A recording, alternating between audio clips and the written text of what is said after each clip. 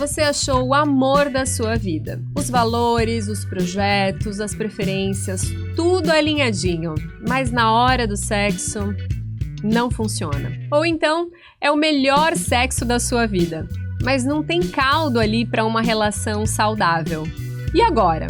O que é química e o que pode ser construído com o tempo? Chega mais que o episódio de hoje do Preliminares Podcast vai falar sobre compatibilidade emocional e sexual. Oi, eu sou a doutora Carolina Ambrogini, ginecologista, sexóloga, coordenadora do projeto Afrodite da Unifesp e psicanalista. Olá, eu sou Natália Jankiewicz, jornalista, educadora sexual e psicanalista, e hoje a gente tem aqui a alegria de receber ao vivo no estúdio do Juice a nossa convidada. Se apresenta, por favor. Obrigada, meninas. Eu sou Marina Camargo, psicóloga, idealizadora e criadora do Casal Talks. Trabalho com terapias, tanto de casal quanto individual. Então, eu trabalho tanto com essa questão, os desejos e desafios de ser um casal, de ter um relacionamento. Puta desafio! É um puta desafio.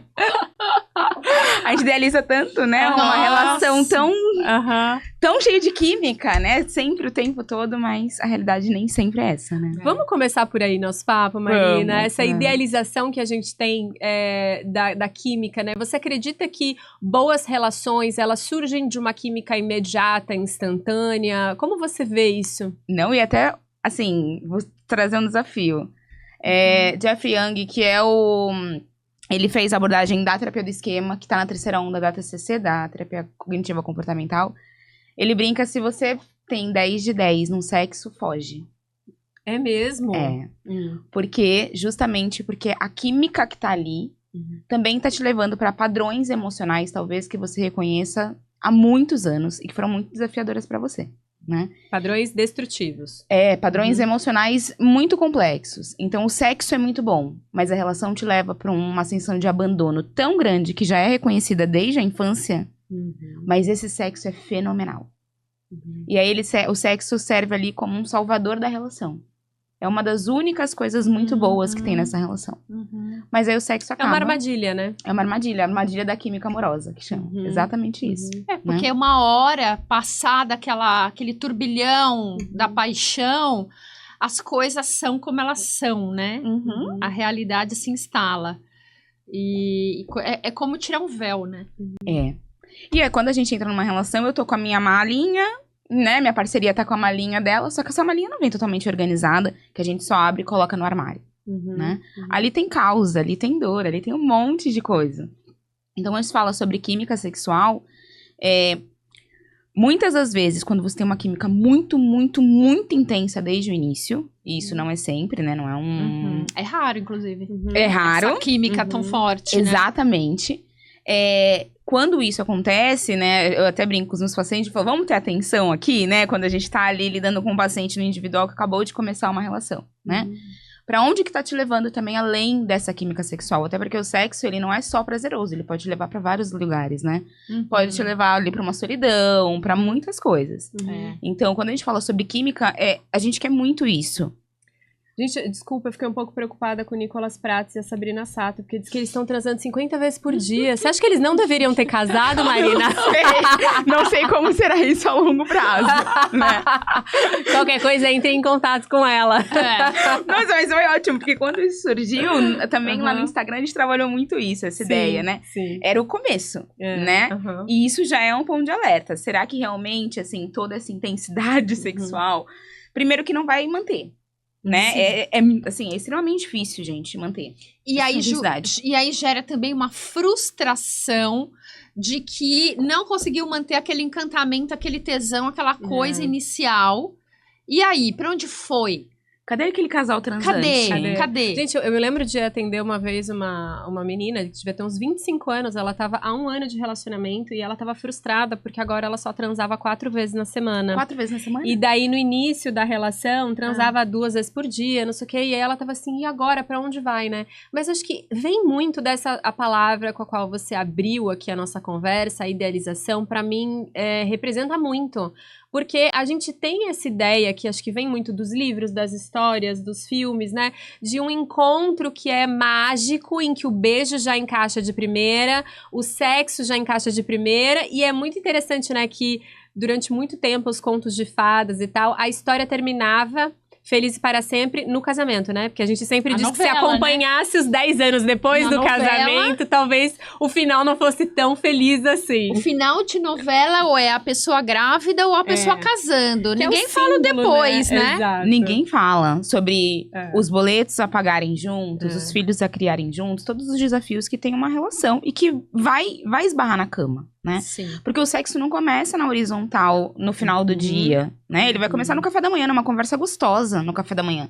Com certeza. E no meio do turbilhão, a química sexual vai se transformando em vários caos dentro de uma relação, né? Mas quando a gente fala sobre essa química sexual manter, ela é um desafio pra dentro de uma relação. Porque tem que ter disponibilidade. Então, assim, qual que é o segredo dos casais que mais transam? Não é só ter tempo e ter desejo só pelo outro. Tem 1 milhão de coisas por trás, né? Tem toda uma intencionalidade ali do estar juntos, do dividir a parceria, do dividir a sobrecarga do dia a dia. E tudo isso vai esbarrar na química sexual em algum momento da relação. Né? Até porque essa química, às vezes, ela se transforma. Eu acho que no início existe muito aquela coisa física mesmo, do corpo, do cheiro, né, do toque do outro, essa coisa física mesmo. Sim. Que eu acho que com o tempo isso vai sendo desconstruído, né? A normalidade, o encontrar-se todo dia vai trazendo humanidade para aquela pessoa junto com os defeitos dela, né? Com certeza. Aí cabe ao casal achar outros pontos de interesse para manter isso ativo ainda, né? E eu acho que de admiração, assim, eu vejo quando você traz quando a gente olha de uma outra forma para essa palavra, para química, quando você traz, né, que esse sexo vai começar no café da manhã, e como é que tá a divisão de tarefas em casa e tudo mais, eu acho que tem um elemento de admiração. Eu vejo pessoas profundamente, assim, tipo, nossa, essa pessoa foi tão incrível hoje, ela foi tão parceira, ela me apoiou tanto, que a química vem a partir daí, né? Não necessariamente de algo físico do tipo, nossa, olha esse tanquinho, quero dar pra você, sabe? Exatamente, assim, exatamente. E assim, você me lembrou até da cena do Como Nossos Pais, que eles já tá caótico ali a relação, né? E aí ele tá lavando a louça e ela fala assim, só porque tem plateia, então você tá lavando a louça, né? Então assim, é um casal que a admiração ali realmente já passou longe, né? E o desejo, ele também tá muito na admiração. E no distanciamento também. Sim, né? A Esther Perel fala muito isso, né? Psicóloga e pesquisadora sobre sexualidade, relacionamento amoroso. A gente tem um altar aqui pra ela. Eu perfeito. Que ela fala muito isso, né? Eu quero um mistério também. O mistério acaba, porque a gente já sabe tudo. A gente já tem a previsibilidade do que o outro vai fazer. Sim. E aí, eu lembro que ela... Não sei se vocês já sabem dessa história, que um dia o marido dela foi fazer uma palestra. E aí ela ficava assim pra ele, se aproxima do microfone de longe, né? Até que ele olhou pra ela meio assim e falou assim, para, tipo, eu sei o que eu tô fazendo. Ela falou que na hora veio um tesão nela, que assim, ele não precisa de mim. Ele não precisa de mim, né? Eu faço tantas coisas às vezes em casa, porque eu penso que o outro não vai saber fazer. E aí eu me torno meio mãe dele, né? A gente tem essa questão. A gente falou disso num dos últimos episódios que a gente gravou, né? Do quanto que ocupar esse lugar de mãe tira esse tesão, né? Total. Porque se esse outro tá dependendo de mim pra tudo, você precisa escolher a gravata que ele vai usar. Extremamente o que ele vai fazer no final de semana, se sou eu que programa as coisas com a sogra. Gente. Caramba, você pode ter um pouco mais de engajamento nessa relação, de fazer eu não pensar um pouquinho. Exatamente. Entende? E nessa hora, quando ela fala que ele faz assim, do tipo, eu sei o que eu tô fazendo, pra ela ver assim, eu percebi que ele pode ter autonomia ainda, né? O quanto eu ocupei também esse espaço do meu imaginário, do tipo, eu preciso fazer as coisas. E aí ela falou que esse distanciamento e essa admiração que ela teve nele, veio um tesão nela, assim, por ele, muito grande. Então, quando a gente fala sobre esse distanciamento, é também a gente trazer um mistério. Por exemplo, eu tenho uma parceria que não faz nada.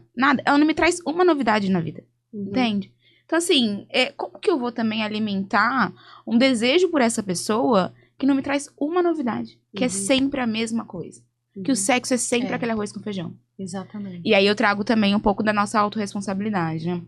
A gente às vezes tá num casamento a longo prazo, onde em algum momento eu tenho a sorte de entender outros desejos que eu gostaria de ter na cama, mas eu não compartilho com a minha parceria.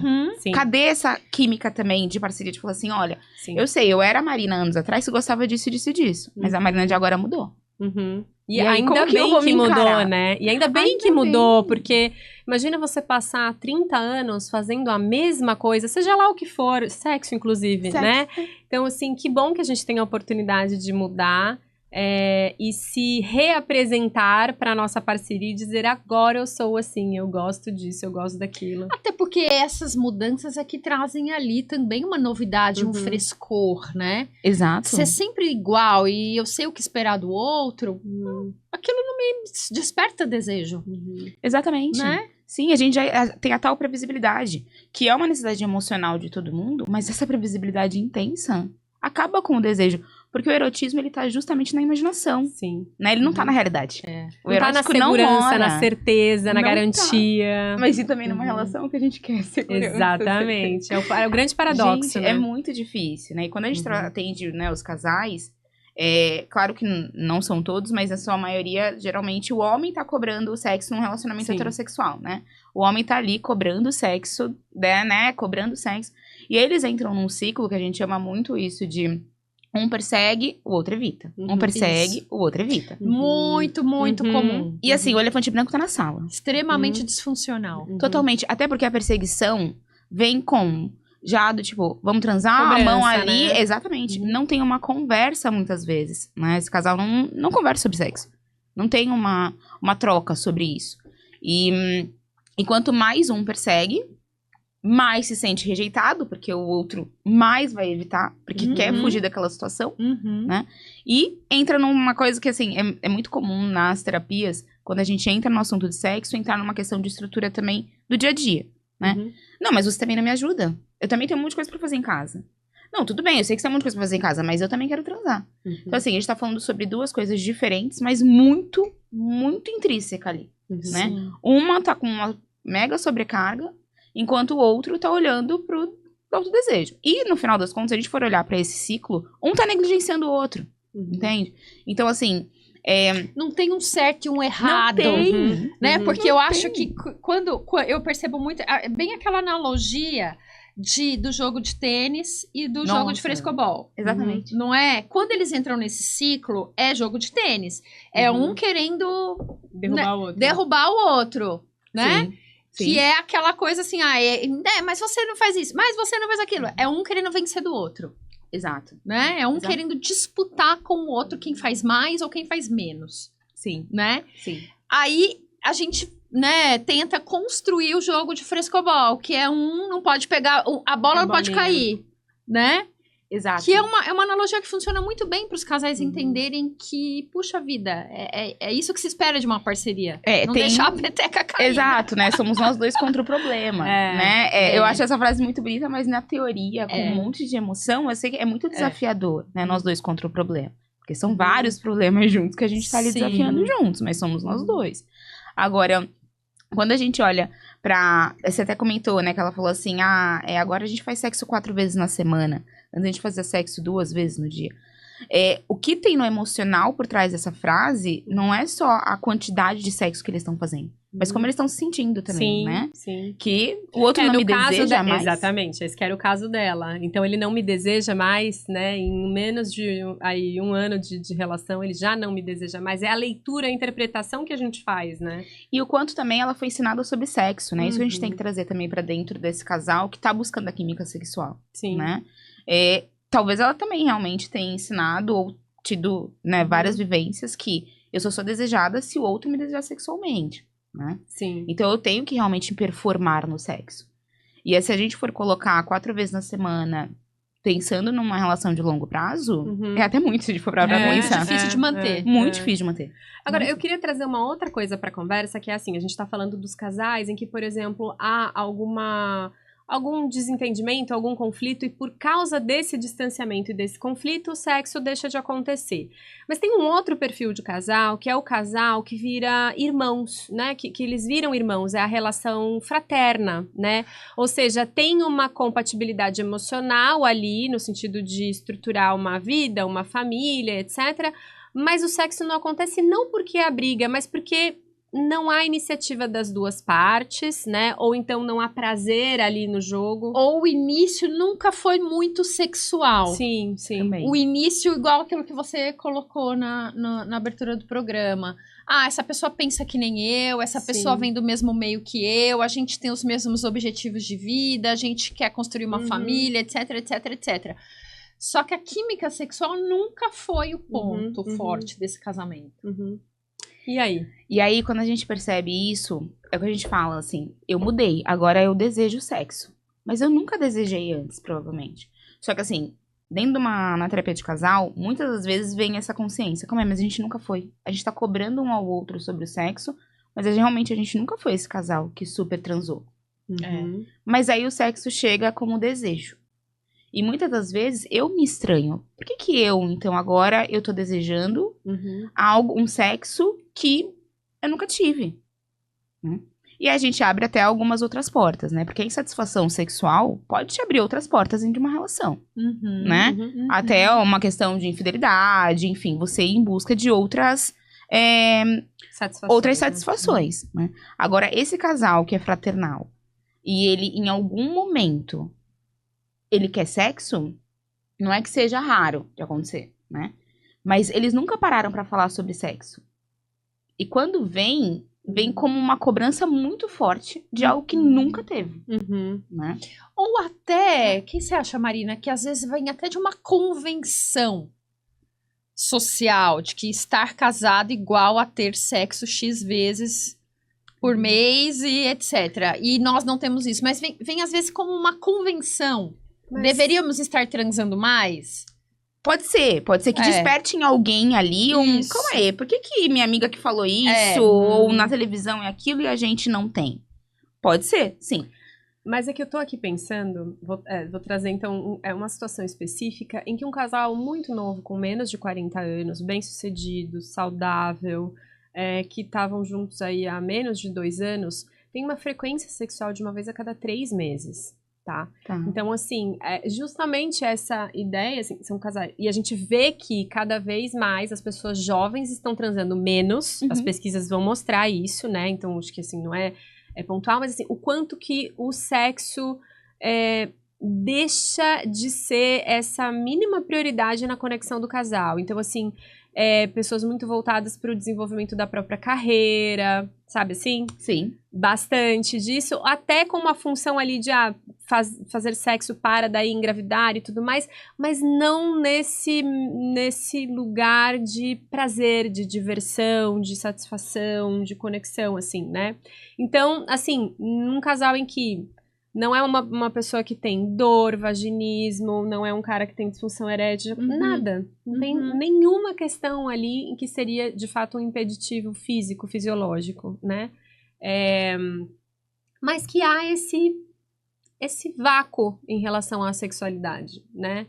Sim. Que eu acho que é um pouco do que você trouxe. E aí você me traz que é um casal que sempre foi assim, é isso? Sempre foi assim, desde o início. Tá. E hoje é uma queixa deles ou... É uma queixa hoje... dele, né? Dele, tá. Ele gostaria de ter um outro tipo de... Despertou alguma coisa, despertou uma insatisfação. Sim. Né? Exato. E isso é, assim, claro que a gente precisava ter essa mais investigação, elementos, mas de qualquer forma, eles é um casal que tá tendo a oportunidade de voltar algumas casinhas, né?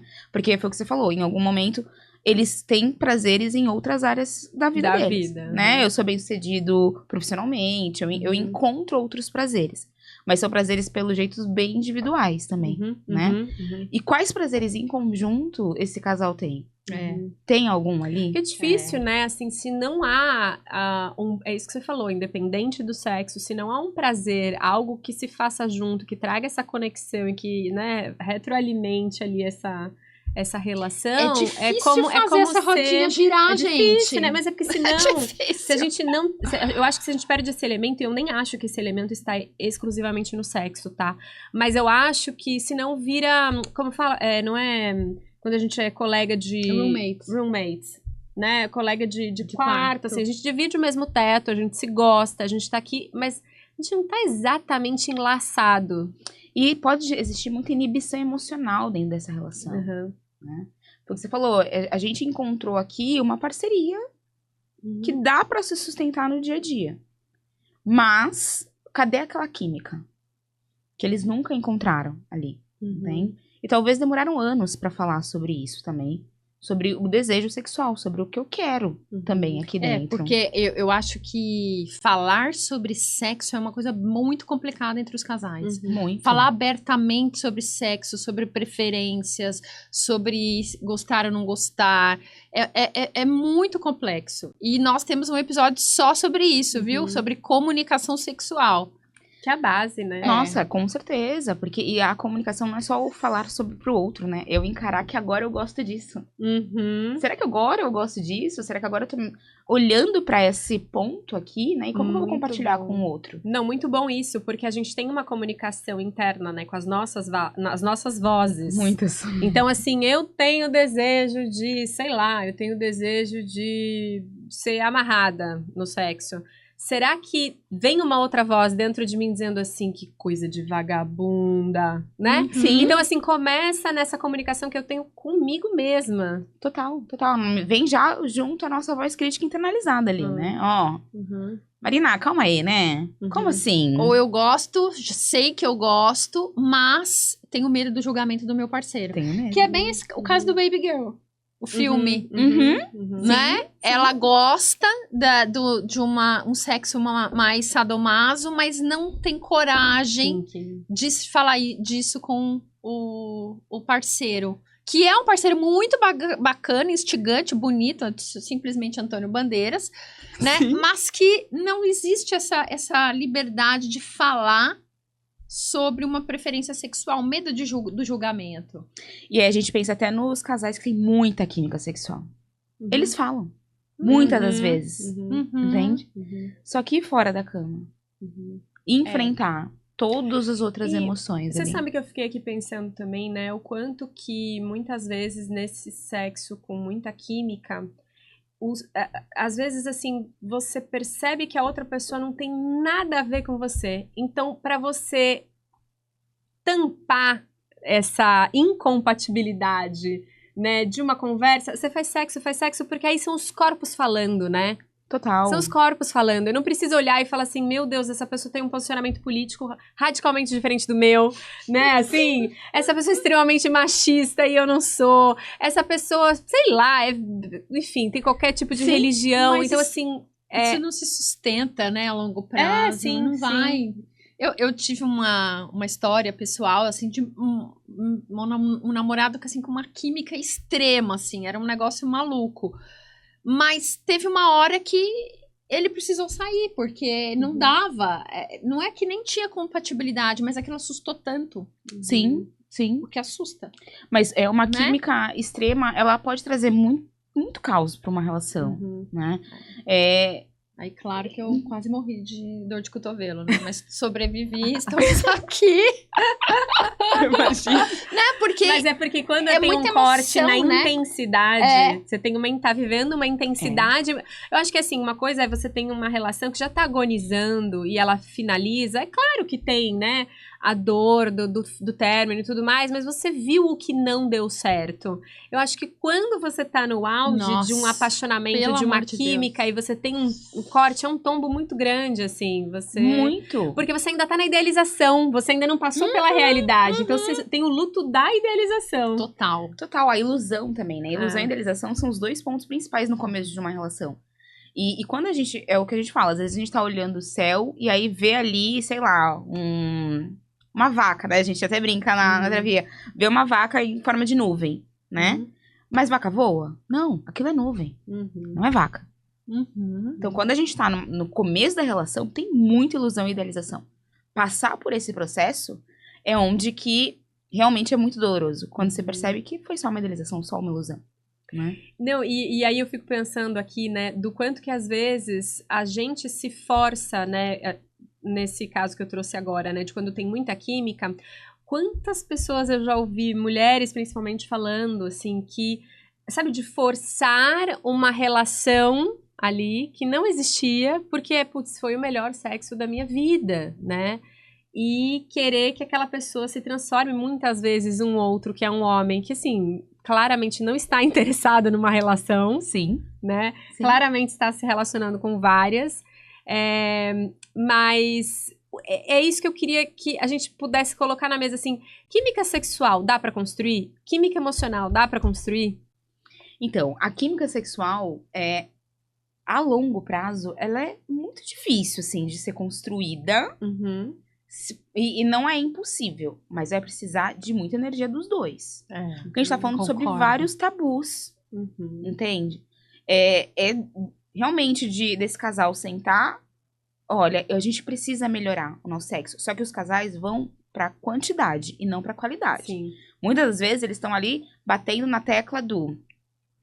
a gente faz sexo poucas vezes na semana. Eu quero mais sexo. Eu quero mais sexo. Quantidade, eu quero mais sexo. Quantidade. em vez de qualidade, né? Os casais que olham pra qualidade e conseguem desenvolver dentro deles e também dentro da relação um contexto sexual, a química sexual ela pode vir a melhorar. Sim, entende? Pode ter momentos de sexos muito bons ali. Vai ser sempre? Não. Perfeito. Mas terão momentos em... Nossa, esse sexo foi fenomenal hoje. Só que os casais não também conversam sobre o pós-sexo. Nossa, foi muito bom pra mim. Eu gostei disso, eu gostei daquilo. Sim. Não, o sexo acaba sendo bom, não. Vamos dormir, ou vamos viver o dia. E esse pós-sexo é fundamental pra você melhorar o próximo, né? Total. Então, Total. assim, ele já acho que inicia a preliminar do próximo sexo que vai acontecer, porque nessa troca de, putz, você fez isso, eu pirei com aquilo e tarará, você já tá também, né, preparando o terreno pro próximo.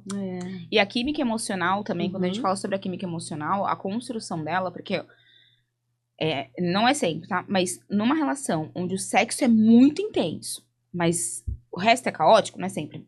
Provavelmente seja sempre, é um relacionamento abusivo ali, tóxico, tem uma toxicidade ali, né? Onde muitas vezes no ciclo um tá abusando do outro. Então, antes a gente pensa sobre uma criança... Não existe lares e cuidadores perfeitos. Então, se a gente pensa numa criança que sempre foi incentivada a sempre ajudar o outro, a sempre dividir as coisas com o amiguinho, né? A gente pensa assim, os pais estão fazendo o correto. De certa forma estão, desenvolvendo uma certa empatia ali. Mas essa pessoa também pode se desenvolver com um esquema de autossacrifício, né? E encontra um parceiro que, assim, às vezes tem uma grandiosidade, tem uma questão ali que te supre. Então, te sobrecarrega. Então, eu sempre fui ensinada que eu sempre tenho que ajudar o outro. O outro tá ali sempre me sugando. É uma relação caótica, porque eu não aguento mais essa sobrecarga. Sim. Mas é um pacto patológico também, né? Exato. Mas o sexo, ele é maravilhoso. Então eu fico, porque eu não posso perder esse lado. Esse lado que é o único lado bom dessa relação. Que se conecta, né? Que se conecta. E tem muito casal que vive entre tapas e beijos, justamente porque a briga estimula o sexo. A briga estimula... Né? A briga estimula fazer as pazes e ter aquele sexo maravilhoso. Aí eles brigam de novo, porque aí se vir, só que é uma loucura, né? Sim, e assim, a gente até olha pra esse casal, por que o gatilho deles é a briga? Por que será? O que tá acontecendo ali? Né? É um casal que, assim, eles são extremamente dominadores e a briga ativa ele esse domínio, entende? A gente precisa entender com eles o porquê que a briga é tão gatilho, porque aí eles pensam no gatilho as pazes. Não é fazer as pazes. Sim.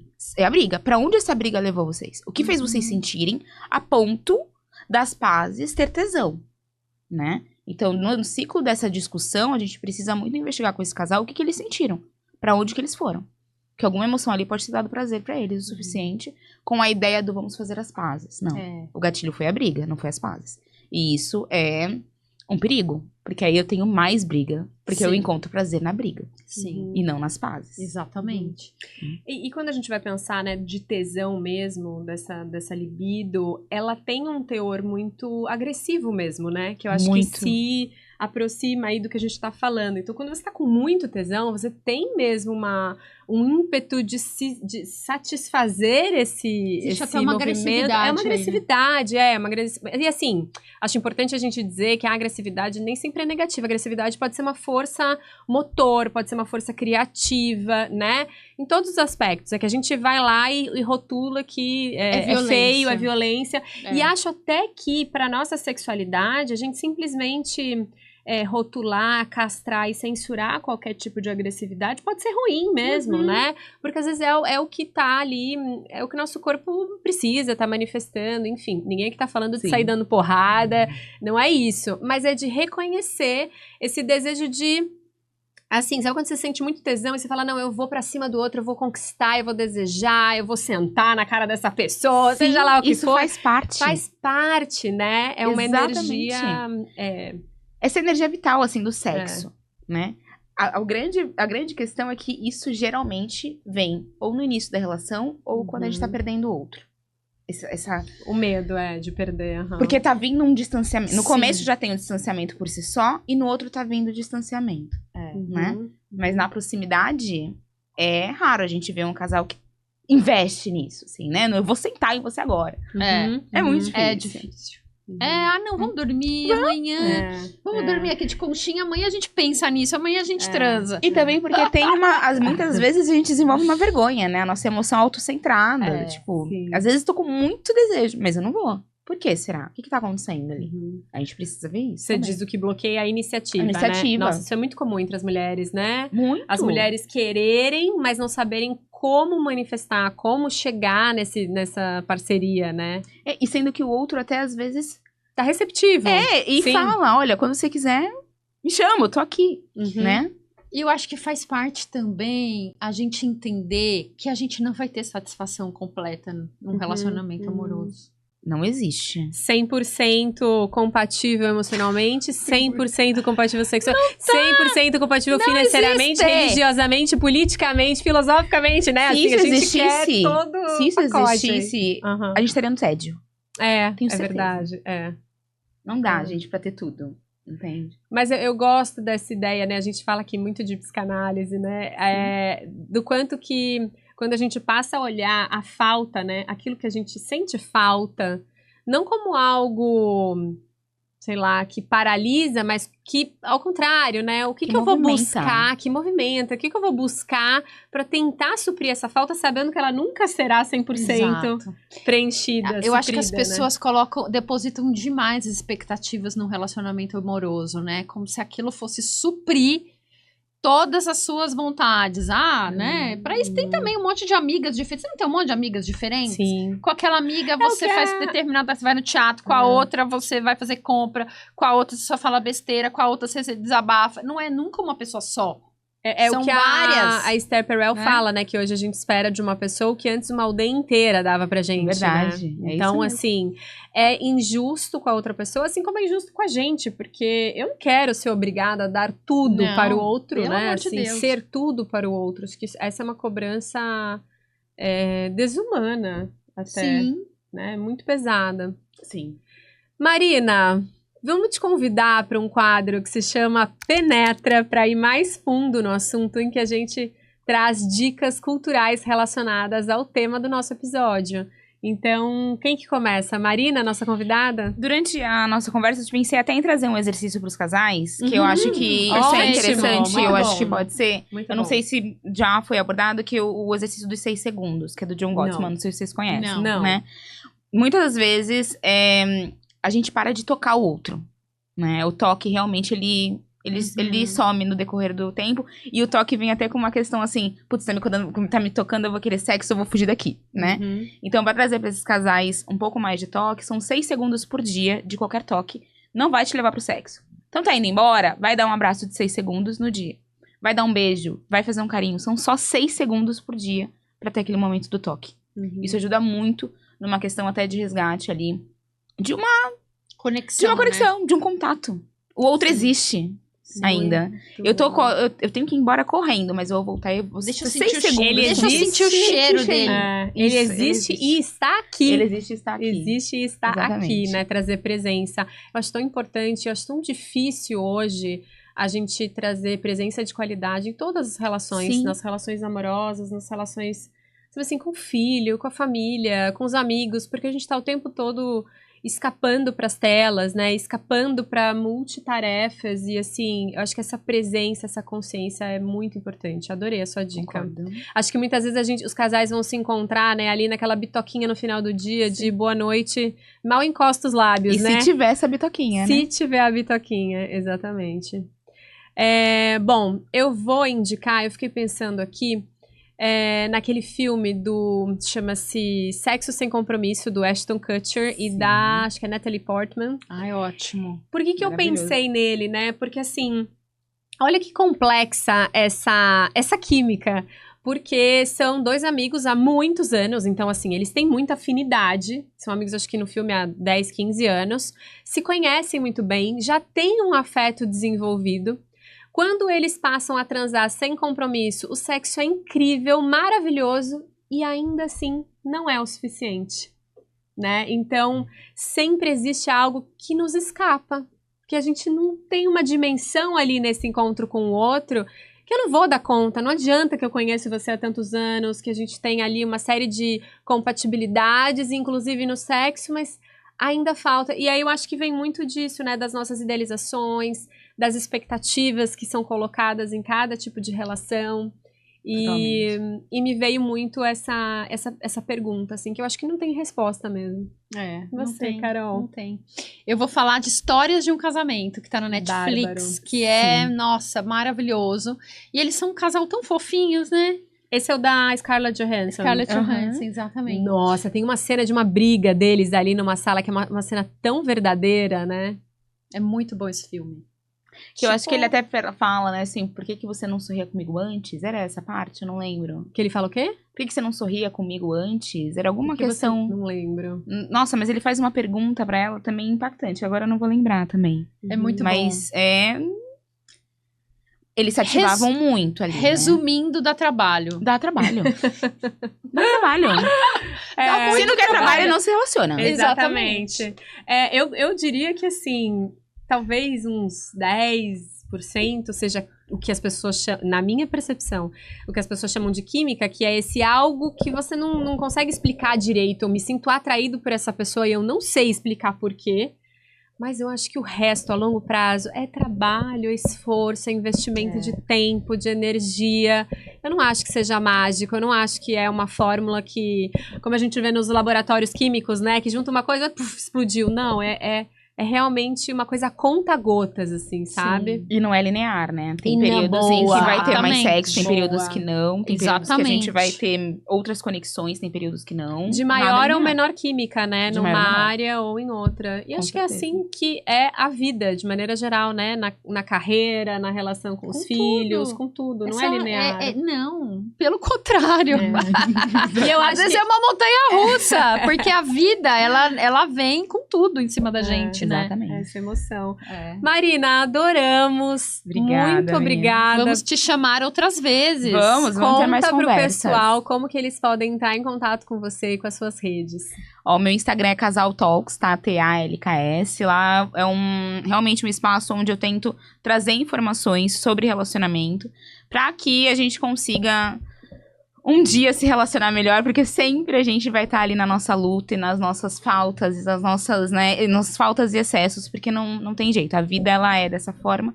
Então eu criei ali o Instagram para que tenham mais contato com informações, para que a gente perceba como que a gente está se relacionando com o outro, né? E eu acho ótimo visitar o perfil da Marina, porque às vezes você compartilha ali um cardzinho, um textinho, alguma coisa com a sua parceria, e inicia uma conversa, né? É um bom puxador de papo, assim. Até o meu logo, assim, o emoji é o sofá, né? Porque muitas vezes começa no sofá. Uma briga, uma discussão, ou algo, ou tô sentado assistindo uma série, ou um papo gostoso. Então, assim, Senta e conversa. É um lugar, o sofá é um lugar de compartilhar. Né? De compartilhar. Não é uma poltrona, é um sofá. Delícia. Eu achei que deu química aqui esse encontro. Eu amei. Eu amei. Por favor, me chame mais vezes. Muito bem. Bom, agora a gente quer te convidar se você está nos ouvindo pelo tocador de podcast, Spotify, Deezer e Apple, a avaliar o nosso programa, nos ajuda a ampliar a audiência, alcançar mais pessoas. Se você ainda não nos assiste no YouTube, por favor, vai lá, se inscreve no canal, deixa seu like e também siga a gente no Instagram, preliminares.pod. Nós estamos aí recebendo comentários, sugestões de pauta de vocês. Peraí, que tem uma coisa que a gente recebeu hoje aqui que eu quero mostrar. É verdade. Peraí, eu vou pegar. Voltei, olha só, a gente recebeu aqui pelos correios da Camila de Souza Carmo. Ela mandou 3 livros escritos por ela: Encerrar Ciclos, A Cura, às vezes, é o beijo de 2 cicatrizes e Preciso Continuar.